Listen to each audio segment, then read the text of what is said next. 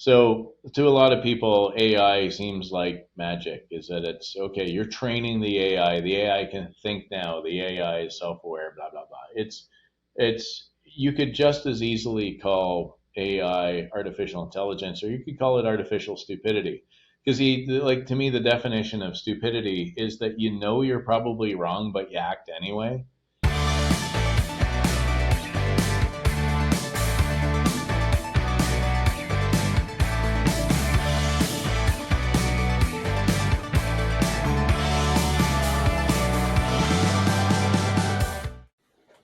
Welcome to the Enterprise Intelligence Podcast with the CEO of Shiny Docs, Jason Cassidy, and VP Customer Success, Davey Slimman. Gentlemen, welcome back. Yeah, Woohoo! thanks, Steve. Yeah, it's good to see everybody. Start of August. It is the start of August, which in a sense breaks my heart. Kind of feeling halfway through the summer, and I actually packed a bit into the summer. Like it's early on. Like did a race with my son, and so got out for a little bit, which was kind of fun. And then we've been doing a lot of business lately, which is fantastic. And I think a lot of people wanted to get stuff wrapped up before August, so that's good news. And then, but when August is finally here, it's a bit of a sigh. It's too bad, and I don't know if we feel good about the fact that summer's feeling half over. But here we are. Want to keep things up. Doing it kind of European style. Isn't that very classically European to have kind of August be the big, long sort of quiet time? Kind of maybe classically sort of Germany, I think. A lot of Germans take the Dutch take a lot of August off and that kind of thing. Yeah, you've had a busy June, July for sure. If you think about all the training leading into the race itself. I know a little bit about how busy you've been otherwise, so it's been jam packed for you. Yeah, Put your feet up a bit. maybe. Yeah, I do have some vacation booked in August, and it's funny because most people feel like the Christmas holiday or whatever Christmas is to you, that 2 weeks is the transition between years, and it's almost like August is kind of really the transition between years. You know what I mean? It's like you start fresh in September to work hard, whether it's at school or work or whatever, and then you plow through until the end of June, and then hopefully you get the summer off. Yeah, I've always felt that way. The September kind of Labor Day cutoff is kind of a refreshing, kind of, I don't say do over, but like it's classically coming out of, at least here in Canada, coming out of one school year and into a new school year, and it's been decades since either you or I have been in school, but that actually kind of stays with you, and then you can even tie it further back to farming and harvest and things like that, right? It's like it's the end of the growing cycle. It's kind of when you get fall fairs and start eating apple pie and fattening up a bit for the winter, and no, I love it. It's one of the fall is actually my favorite time of year. I love the fall. It's exciting. There's lots going on. I find the summer a little sleepy sometimes, but it's okay. Yeah, we don't need to resolve this debate today. So it's a gooder though. I'm happy to get started if you want me to start. For sure, yeah. So I want to talk about robots, but not robots. People are going to think robots like assembly line robots or science fiction robots. Those aren't the robots that I'm talking about. What I want to talk about, well, actually, I'll set the stage a little bit.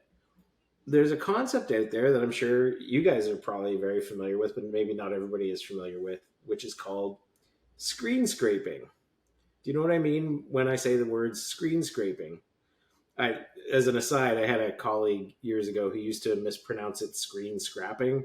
And then they said it so long that way that nobody corrected them, and it would have been weird if we corrected them. But screen scraping is this process by which you or somebody writes a software program that goes off and looks for content, usually on a web page, but it doesn't have to be on a web page, and essentially scrapes or claws off the content from a web page to be used for some other thing, right? And kind of classically, the things that they would be used for would be to publish content on another website, which is this thing that I'm sure some of you guys have seen, where you go somewhere and you read a movie review on one website, and then a week or two later, you're on a completely different website and you're reading the exact same article. That's because of the whole thing's been scraped and lifted and moved somewhere else and that kind of thing.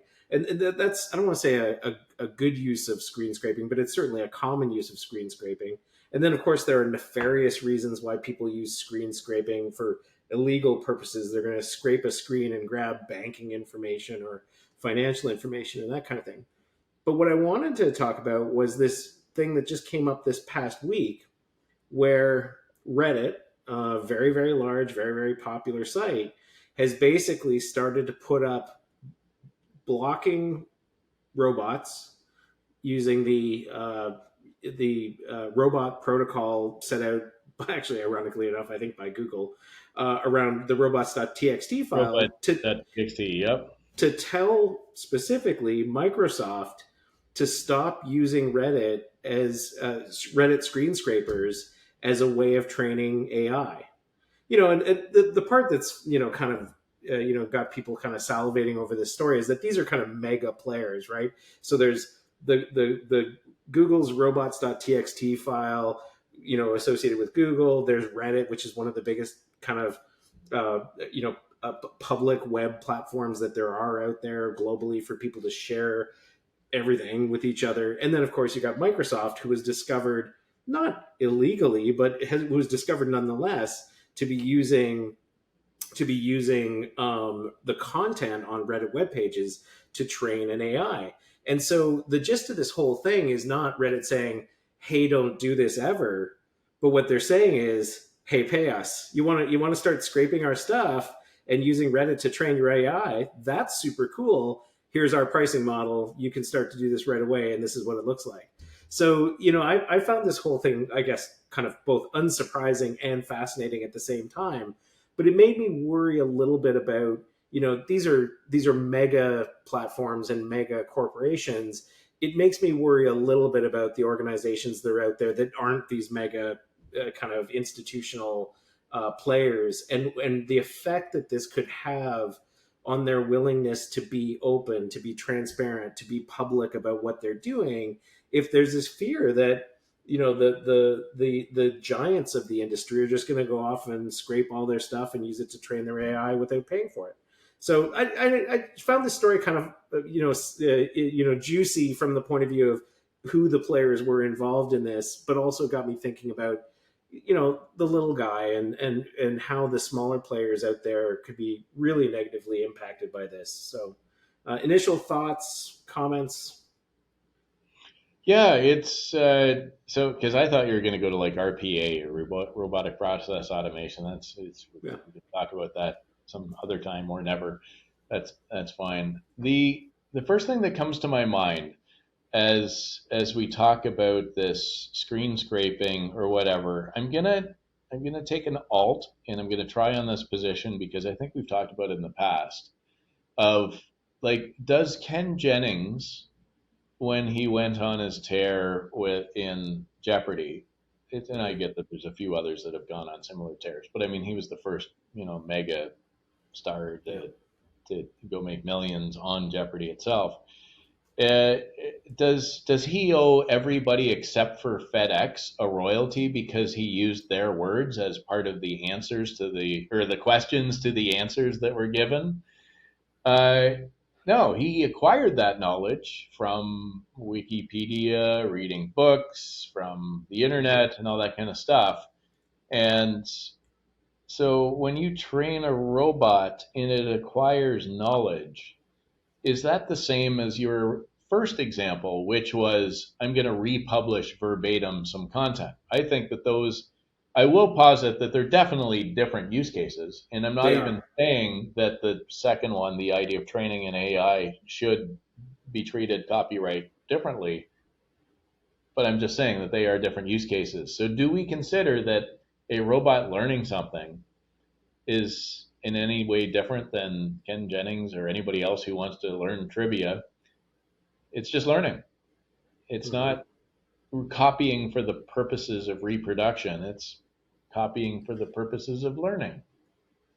Well, and to take your position kind of to the next logical step, I would say that copying for the purposes of just copying and putting it on another website and passing it off as your own is weirdly in my head worse than teaching an AI to do something more interesting with it. Do you know what I mean? Like you're essentially saying I'm gonna scrape the shinydocs.com website and I'm gonna put all the contents of the shinydocs.com website up on davieslimmon.com, and I'm gonna put a new font and color around it and a new logo, and all of that's gonna be my content now. That to me feels worse in some ways and more kind of duplicitous or whatever the right word is, or just lousy than an organization saying I'm gonna go and crawl this website. I'm going to scrape all the web pages that I can find on this website that we know to be full of subject matter experts and really knowledgeable people and people that know the answers to things. And then I'm going to use that to train a thinking robot or a thinking AI on that data so that we can come up with something better and more valuable.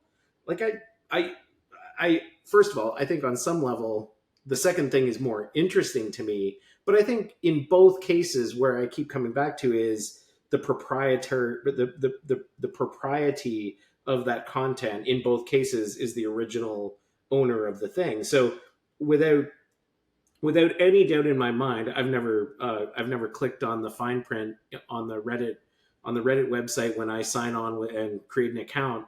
I'm assuming something in there says that Reddit owns anything that you put in there, right? So anything I type into Reddit as Davey Slimmin isn't mine; it's Reddit's, I assume. And Yeah, so, or at least yeah, you imbue a license to in a royalty free license for them to monetize it. right. Yeah. I, Okay. I have to imagine that. I have to Yeah. imagine that's what they've put in there. And then yep. Not having the end user agreement in front of me, but all Reddit is really saying is not that they're against the idea of Microsoft doing this, but rather they're against the idea of Microsoft doing this and them not getting compensated for it. Which, again, I'm back on not being that surprised by that, and also, maybe that's where all this is going, and that what you could see the beginnings of is a kind of new, maybe not a new economy, but maybe a new market for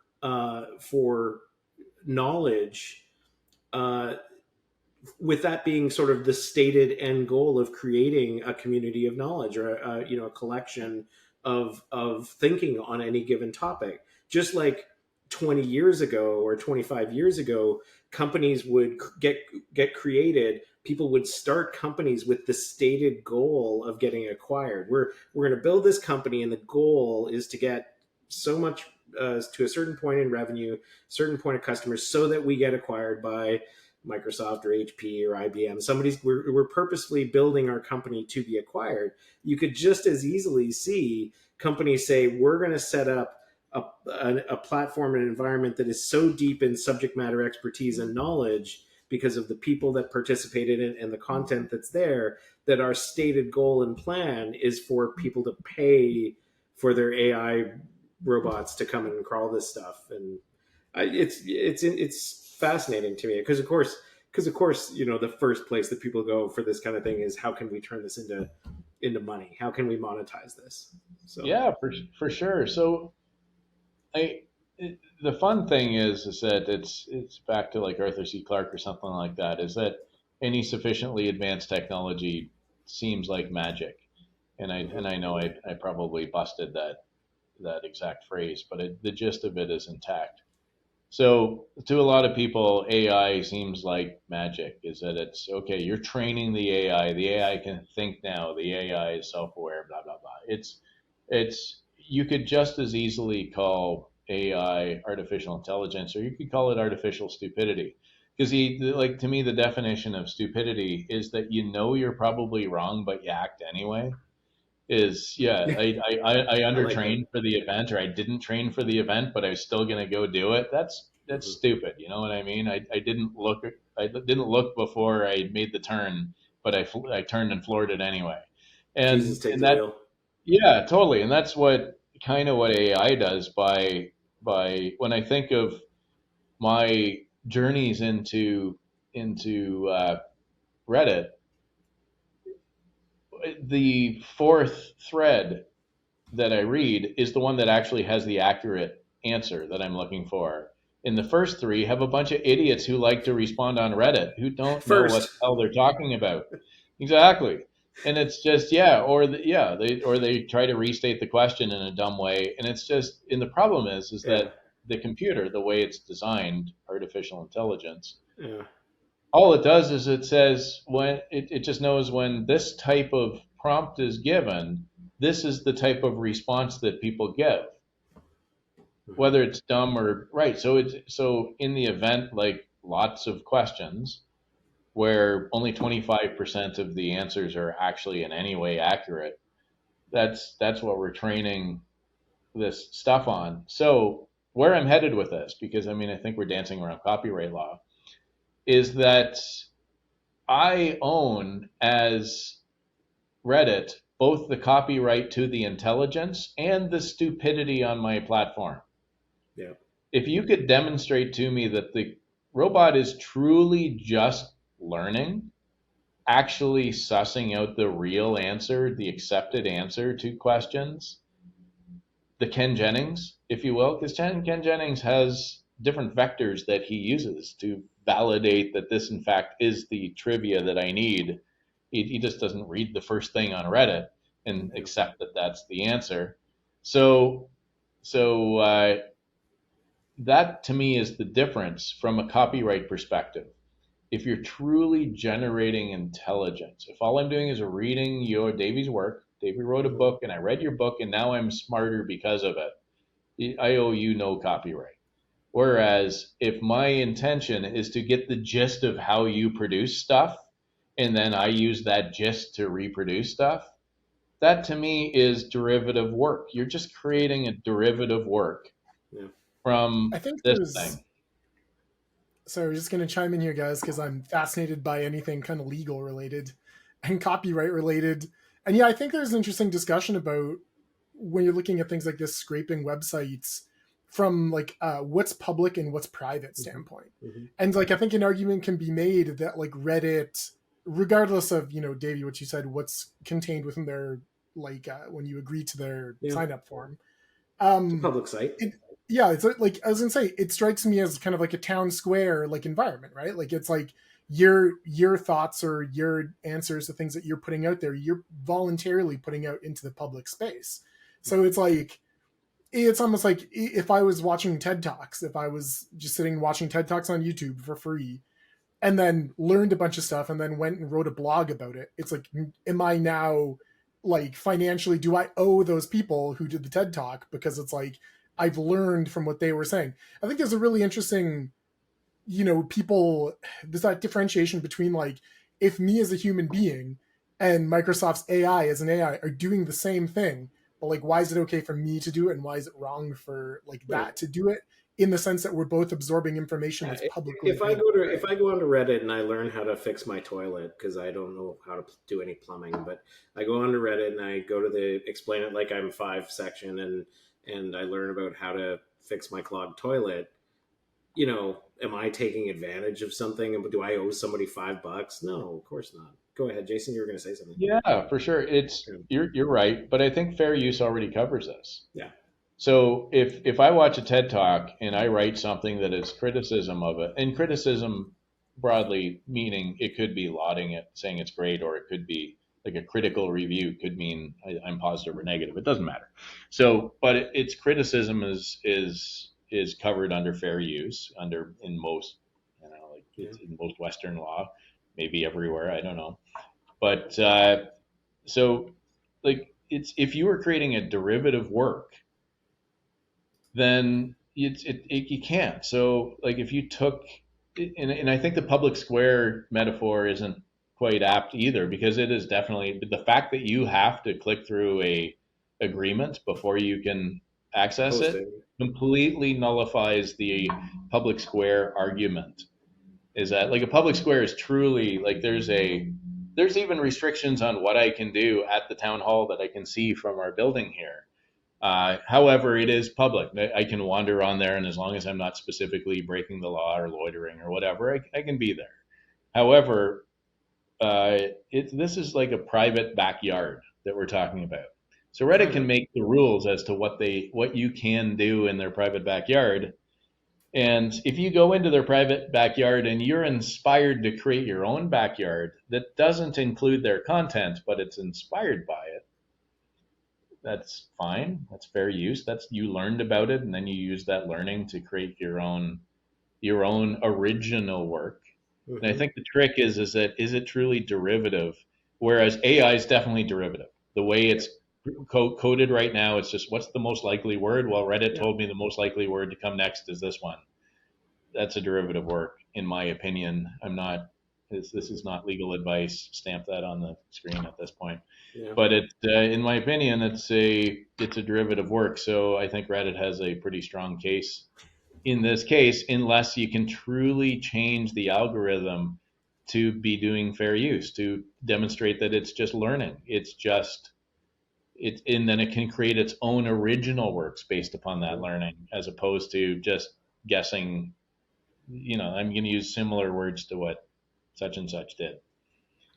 I think that opens a really interesting conversation with AI generated artwork, Yeah. because then it's like an argument can be made that it's creating it's creating its own thing, but it might have, I'll use the word stolen for lack of a better phrase, like stolen the style or the subject matter from like artists who have put work out Yeah. into the space. But I mean, I don't think it's unquestionable to say that in that case, it's generating something completely new. Yeah. Right. So we're three smart guys, and who are I'll take pretty your word for it. I'm going to say progressive and open minded. Like Sure. I can get my mind changed about anything, but please bring evidence, not opinion. Yeah. And based upon that, we're having a pretty comprehensive and complex. I'm not going to say argument, but I'll call it argument for the sake of using a correct word. Uh, so imagine your average politician Yeah. who maybe they're intelligent, maybe they're not, but their job is to get reelected, not necessarily to govern well. So how would you expect them to be able to have a good argument about this? Because we're really counting on Yeah. them, and then a court to interpret it. Mm-hmm. Because I mean, there's no precedent in law in this that's overly comprehensive, as far as I know.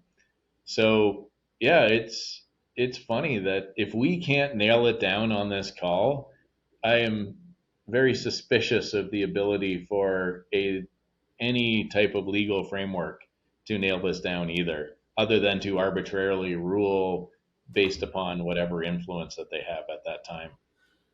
Yeah, 100%. I think policy wise, I think it's not outside the realm of possibility that there are all kinds of policy wonks in DC and in Ottawa that are pondering these very topics. In Canada, we've got Michael Geist. I don't know if you know Michael, but people like that who think on these topics all the time. The challenge is, of course, that policy and law and all these things move at a glacial pace, and by the time they put together a policy thought that turns into something that is a bill or something that gets debated in the House or gets debated in the in the Senate, um, like time has marched on. It's just like like it's just, but all these companies, all these stories have just completely marched on, and it becomes a big nothing burger at that point because the cat's out of the bag. I do think and I didn't get as far into the details of it. At least the article that I was reading didn't go into the details of what Microsoft was specifically doing, but it is interesting to me that they chose Reddit as the target of this AI, not merely because Reddit is this giant platform full of words and sentences and that kind of thing, but because of the upvoting and downvoting. Right? Reddit's whole thing is that the community not only gets to write whatever they want, everybody in the community gets to say, "Yeah, I agree with that," or "No, that sucks." And so, if you're training an AI, I have to imagine that the upvotes and downvotes are potentially part of that as well. Of course, the joke may be on Microsoft because people will upvote anything with a cat picture and downvote anything that doesn't, right? So, whether it's a useful way of training an AI or not, I don't know, but it is interesting nonetheless. So Yeah. Oh, for sure. Yeah. It was like it's. I remember the original version of that was Hot or Not, hot or if you not, remember that website from the '90s, yeah, and or the early aughts, if you will. yeah, And any male had a really slim chance of being over 70% hot. yeah, However, if they were holding a baby, yeah, that every one of them holding a baby was over 70% hot. It was sure, funny. yeah. It's so the algorithm can be gamed by all sorts of interesting things, and it's 100%. not a definitive as to whether or not that means Yeah. it's the right answer. Yeah, I still, the thing that I still kind of chuckle about through the whole thing is that at no point did the lawyers, et cetera, the leadership from Reddit say that they were particularly wounded by Microsoft doing this. They were wounded by Microsoft not paying for it. Mhm. It's like, yeah, totally, go crawl all this stuff and scrape all these pages. That's cool. It's just we would like to be compensated for that. So anyway. And I think that brings up an interesting point, and this might be a dumb question from me, but do you think a solution, if people are truly worried about, their content being scraped by like an AI, is do you think we'll see more things get hidden behind I do. paywalls? That's kind of where, yeah. I apologize because I kind of didn't lean on that maybe enough earlier in this chat, but I do think that is a potential outcome of this is that people will think more carefully about the stuff that they make public, which is sort of back on your comment, Jason, about being progressive and being evidence based and fact based and all these other things. I don't want that. I want, if anything, a more open and transparent society full of data and full of facts and full of all these things. And if these kinds of things cause individuals and organizations and corporations to be more secretive, I'm not excited about that. you know? Yeah, and I'd be curious, like Yeah. even as an example, if like something like Wikipedia, like it was like $1, like you had to pay like some ridiculously low membership, but just to establish like that sort of paywall to just stop like Right. AIs from scraping this stuff, right? Would people fuss? It's like, oh, and I got to pay $1 for this thing that was free, or would people be like, good, because now I know that like whatever my contributions aren't being Yeah. essentially taken to train an AI. Well, let's say that it's not Reddit. Say that it's the Mayo Clinic. For most people, many people's estimation, the best, if not one of the best research hospitals on the planet, certainly in the United States.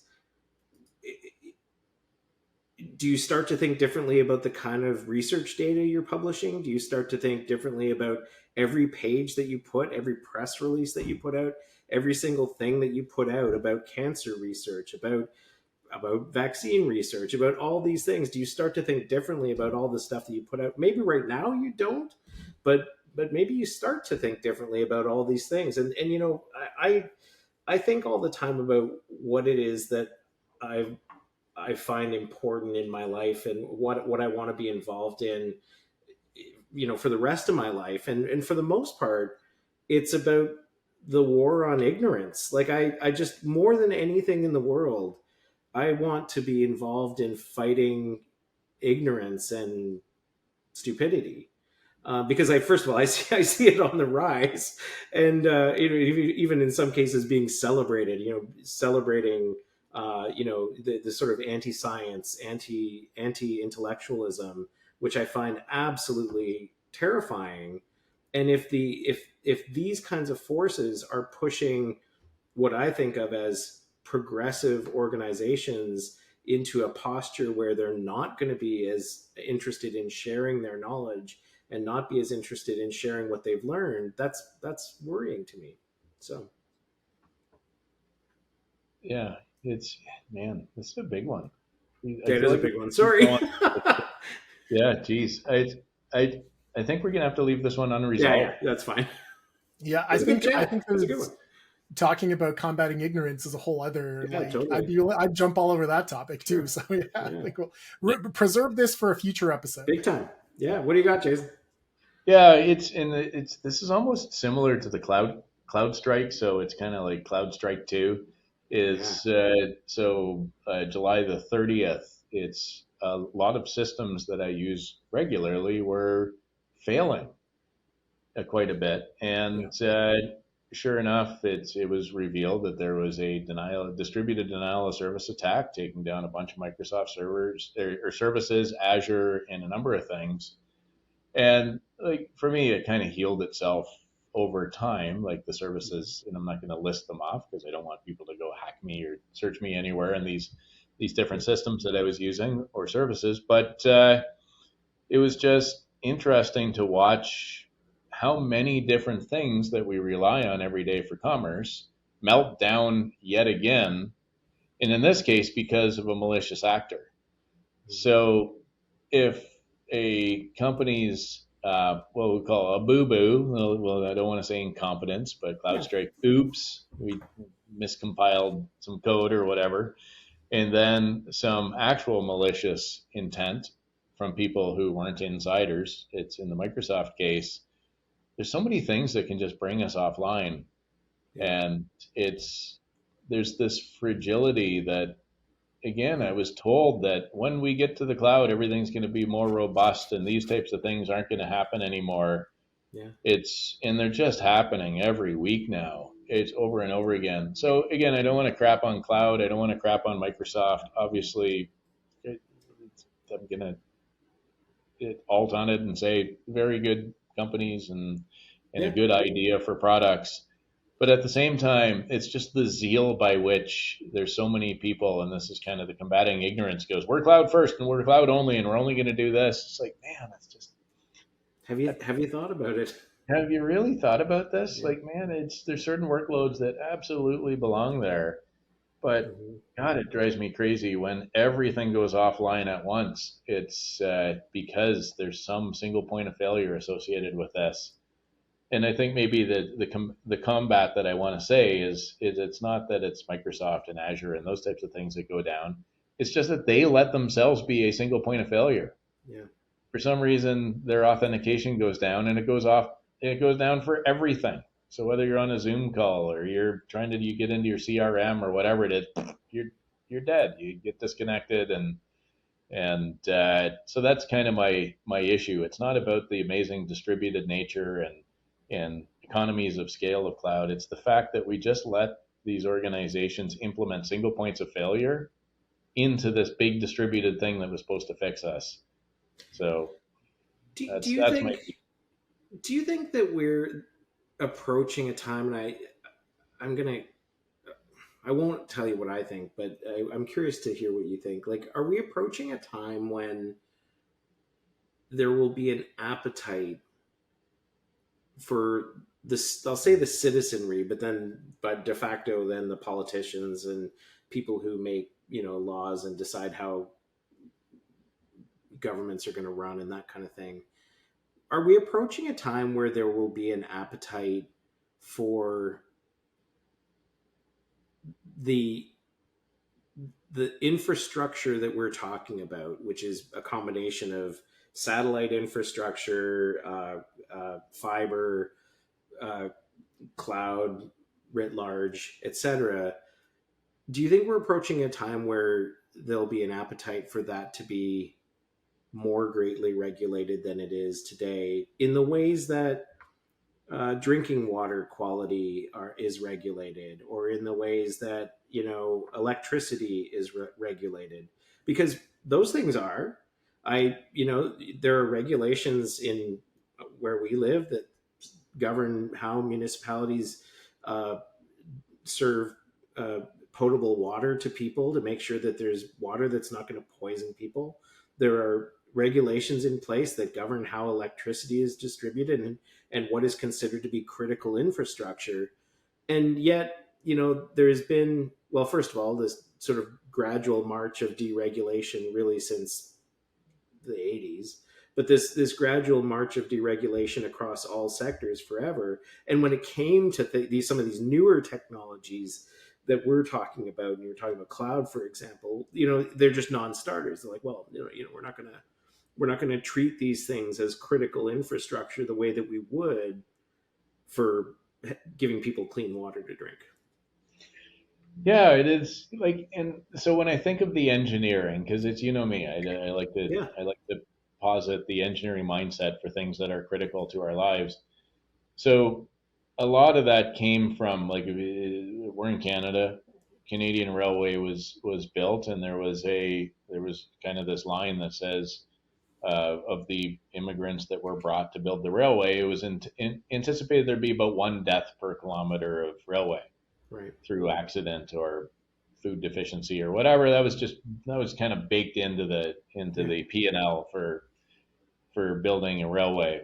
And at some point, somewhere around like between 1915 and 1930, a bunch of, good natured people said, we should have rules. I don't know exactly when occupational health and safety came into play, but it was around these times when mechanization was really taking foothold, when things like electrification was new and interesting, and there was companies who did this and they were innovative and they, competing. It's Mm-hmm. you got Tesla versus Edison and stuff like that. And like, if you didn't do it a particular way, people would die, Right. like, just by Right. design. Right. So there was particular ways to do these things, and that was great. And when you think of water, when you think of electricity and other utilities, high pressure gas and all that, like, obviously it's all steeped in that regulatory environment. Mm-hmm. And then along comes the internet Right. and connected technologies that are associated with it. And there are some things like aviation and others that heavily Absolutely. rely clearly on, this connected tissue. Mm-hmm.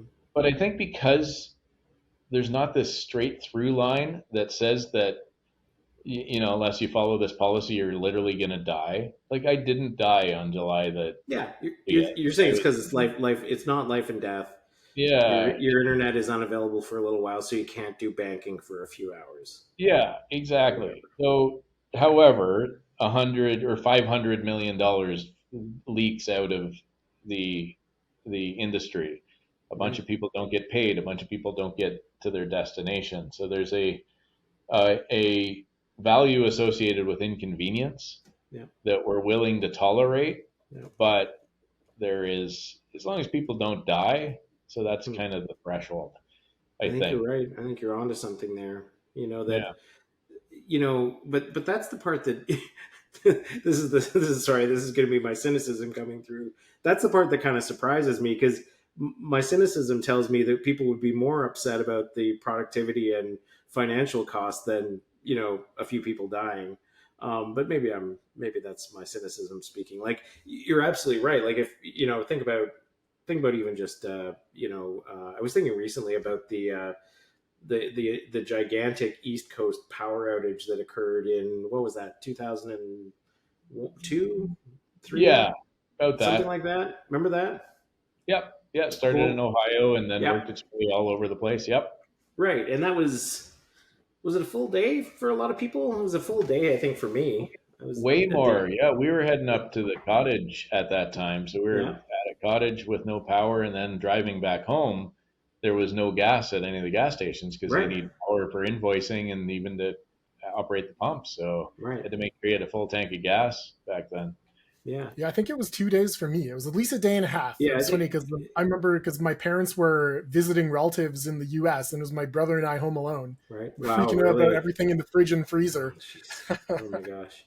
Yeah, like, I can't. Something it's long enough ago. It's so long ago that I can't remember how long it lasted. But it was around that time frame, and I think you're right. I think it was like a day and a half or two before my power came back on in Ottawa. Somebody must have done the math on how many billions of dollars this cost the economy. Not just for, like, I'm not talking about just fixing whatever caused the problem. I assume that cost a lot of money as well. But the lost productivity, the time, I'm sure there were deaths. I'm sure there were incidents, absolutely, where I know that in many cases livestock died, right? All the mechanized and automated systems for feeding cattle, all the mechanized and automated systems for HVAC and temperature control, and all these things. Lots and lots and lots of lost dollars. That's the one that kind of like, did anything come or change as a result of that? I don't know that it did. We made that's a Yeah. research project for another day, but it's kind of weirdly in the same direction of what we were talking about with the kind of outages that you're talking about, Jason, with CrowdStrike, et cetera, where it's so widespread and so pervasive and grinds modern society as we know it today to an absolute standstill. And, so why aren't we taking that more seriously as something to be worried about? Well, I and just yeah, go ahead. sorry, Jason. I just looked up quickly to see if there is like data on the financial impact of that blackout, and they say just in Ontario alone, it costs nearly 19 million hours of work, Yeah. and 2.3 billion drop in manufacturing deliveries, and 2.3 billion in yeah, Ontario. It's apparently it caused a 0.7% decline in Canada's total GDP in a single month. so Yeah, almost a single point of GDP. Wow, crazy. yeah. So this is neat. It's almost like politics enters every one of our chats. I don't do it So on purpose. yeah, yeah, no, it's okay. It's just inexorably linked Right. to progress. Uh, so you think about, okay, you're offline, and there's a way that there was something wonderful about that being offline. I remember, like, Oh yeah. literally power was out, and I kind of got however I figured out that this was going to be a long thing, maybe on the radio or whatever. And so I went over and I picked up my grandmother and said, you're sleeping at my place tonight. So we had a barbecue. Everybody in my neighborhood had teak torches out. You could hear conversations. Everybody was outside. It was beautiful. Yeah. Then we're all offline for a little while. And it was a very cooperative thing. We went a little feral for a couple of days. It was, people, helping each other out with food and all that. It's the way society should be. And then commerce kind of all shut down at once, and then it all booted back up again at once. And then Mhm. I look back at the pandemic, Mhm. which was handled way differently, how politicized it was. And some Yeah. people saying, like, there is, can you imagine if anybody was running around saying there is no power outage? This is a global conspiracy. The power's still working, and The yeah, left they're not wants you to letting be you. lazy. Yeah, exactly. Like, what the hell? It's so anyway, and obviously, like if you think of the pandemic, it was trillions of dollars that Yeah. was lost in productivity. But if we look at the way, like if you think about how electricity was handled for those 2 days, nobody paid any bills, nobody did anything, and when it all booted back up again, we all gave each other a pass for 2 days. It's like you didn't show up for work, you didn't pay your bill, nobody cares. Just Yeah. shore it up, we'll be fine. Whereas over the pandemic, we tried to Frankenstein everything. It's like, okay, well, you'd still have to pay your rent, but you're not allowed to use the building. And then we'll have some rent subsidy that you have to pay back. And some of you will get a check for some amount of money based upon some arbitrary criteria, and then you have to pay that back maybe. And it was just this complete mess when perhaps the blackout should have been the model to Mhm. say, hey, guess what? Commerce is done for a week. We're just done. Yeah. Okay. We're pausing everything for a little while here. And I don't mean commerce per se, like still buy food or whatever.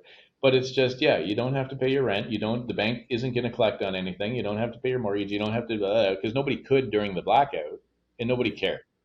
So maybe a pandemic should be modeled that way, where it's literally just all of this commerce just needs to be paused, other than basic life skill things like like like food and water. That's kind I of it. I a Is that it? hundred. Yeah. Sorry. Go ahead. Go ahead. Yeah, yeah. It's. I think I Well, made my I a hundred proposition. percent agree with your sentiment, and I think you're absolutely on track. Do you think that the difference between the two? I mean, you talked about the politicization of it. Do you think that it has anything to do with expected duration. And here's what I mean by that. Like, the power goes out in 2002 or whenever it was. Was it 2002, Steve? Whenever that was. Power goes out, and I think even at the time, even though it was super loosey goosey and people were stressed, it was 2003. Um, you know, Even though people were really stressed and there was a lot of misinformation coming out, and it wasn't easy to get a straight answer, I think everybody assumed it would be coming back on because this is a power outage, and they'll figure out which telephone wire needs new wire, and they'll add new wire, and then it'll come back on. Whereas the pandemic, I remember, I don't know whether it was the same for you guys. I didn't work at Shiny Docs before the pandemic. I worked elsewhere when the pandemic started. And I remember the day that we were sent home from work. I was at work when they said, "Oh, it looks like, they canceled all these NBA games, and it looks like this is a real thing." I left like a mug of coffee on my desk. I left my jacket. I left a bunch of stuff, thinking, "Oh, okay, well, all right. I guess we're going home. I'll be back in a couple days." And I never went back. I mean, sorry, that's not true. I went back to go get my coffee mug. I went back to get my Yeah, jacket, yeah, sure. but that was it, right? And so to me, the whole the other axis of this problem is, how long can we do this? Because I think, to your point about like everybody giving everybody a pass and being like, don't pay your bill or don't worry about it, blah blah blah. I think that's all with this sort of like back part of your brain that says, this will be over quickly. We'll get through this together. Whereas the pandemic turned into, as we know, something altogether different. Yeah, You know? and it's so again, it's a political conversation. It's I didn't have much of an inside track on the pandemic. It's and I recall this very vividly. Is right away I talked to a friend of mine, Dr. Marty, he's a Yeah. doctor in Orleans near you, Yeah. and yeah, he used to be a military pilot, and then he decided I'm going to be an engineer, and then he decided he was going to be a medical doctor. So Oh, I think you've talked to me about him before. Yeah. smart, Yeah. smart Fascinating David. guy. So when I talked to him that spring, and said, "Okay, what's going on?" And he just explained. He goes, "This isn't much different than it was during, like the Spanish flu, as they called it back in 19 whatever the 16 or 17, whenever that was." And Yeah. he said, "We're in no better shape. We don't have a vaccine. We don't have these things, so it's going to be in and out of as waves of infections happen. We're going to be in and out of quarantine for probably the next 2 or 3 years." And he was telling me that like right away, like in March Wow. when we got together. And I'm like, "Oh, that's interesting. That's not what I'm hearing on the news." And Right. when I came back even to my team here at Shiny Docs and was talking to HR and others saying, "Well, this is what my trusted source says is going to happen." They're like, "No, no, you can't say that because it'll make people feel hopeless. So you got to just say that we don't know and we'll reevaluate every 6 weeks. Until then, stay home, try to work, and we'll try to accommodate you." And I'm like, "Okay, well, that feels like a lie." But I'm not going to lie to people, but I will say, sure, like we don't, because none of us knew for sure. No. But deep down, I think lots of people who were in the know knew for sure that the how catastrophic this was going to be. And of course, you can look at Bill Gates's TED Talk if you want to talk Yeah. about TED Talks again. Yeah. It's he prophesized the whole thing, and no, he didn't cause it. For those tinfoil hat people out there, he's not a proprietor of coronavirus. Anyway, so shortest story, very very long. It's what I think about is that you got to step back and just be brutally honest with yourself. Yeah. And like as a society, it comes back to the fighting ignorance. It's like, oh no, Right. we need people to have hope. We need people to have this or that. It's like, no, let's actually deal with the danger that's at your doorstep right now. Right. And part of it is you don't need the financial stress associated with this. So if nobody has to pay their mortgage, Right. then nobody has to pay the rent and nobody has to do this. And you can kind of keep track of things because power still needs to flow and there's other kind of stuff and you can shore it up at some point in the future. But what I'm getting at is that the way that we did it was so dumb. Yeah. It's like weird lending that some people are entitled to, other people weren't entitled to, and Yeah. then landlords kind of got this or that, and Yeah. it was It was so a mess. silly when, quite frankly, you could have just phoned the banks and said, hey, guess what, banks? You're Pause. not collecting anybody's mortgage for the next until this gets resolved, and then move to the next step. It's like, okay, well, what does that problem does that cause? Okay, you guys don't have to pay them, and follow the chain down. Yeah. But no, nobody had the nuts to do that. Everybody's like, oh, can you imagine if the banks didn't make a profit this quarter? How bad that would be for Yeah. society. And so Yeah. that we don't care that 1% of the population is going to be dead in a month, but it's just, Yeah. like it's imagine how bad it would be if the bank didn't make a profit. And then, so we invented all these weird lending rules and dumb crap. And we ended and, up with and that. and systems that were more complicated than they needed to be, right? I mean, yeah, and your point about you know delivering a message that is true, however unpopular, still feels like the right thing to do. Like, to me, it feels like the right thing. You might be unpopular by saying something that is factually true, but that's ultimately a better thing to do than delivering the thing that's going to give people hope, but that's false. I don't know. As in many things, we can bring it back to Lionel Hutz from The Simpsons with, Marge, there's the truth and the truth, shaking heads, nodding head. Yeah, exactly. You, Yeah, you want the smiling truth that everybody wants to hear, yeah, not the frowning truth. That's the thing that nobody wants to hear. yeah. That house is on fire. No, it's a motivated seller. So good. Yeah, So good. yeah. There's We always a do Simpsons for it. we There do really live in Mhm. the era of alternate facts. So Exactly. Exactly. Yeah. Oh Cool. man, this All was a right. good chat. Yeah. Good chat. We resolved nothing, but No. it's as always we covered a lot of good ground. It was so Yeah. great. Thank I love it. yeah, great Super. discussion, gentlemen. We'll pick it up next week. Love it. See you you. guys. Okay. Take care again. Enterprise Intelligence is a Shiny Docs podcast with Jason Cassidy and Davey Slimman, produced by Stephen Schuntz. Copyright 2024. If you would like to learn more about how Shiny Docs can make it easy to organize your content, protect your data, and make your users happy, visit shinydocs.com today.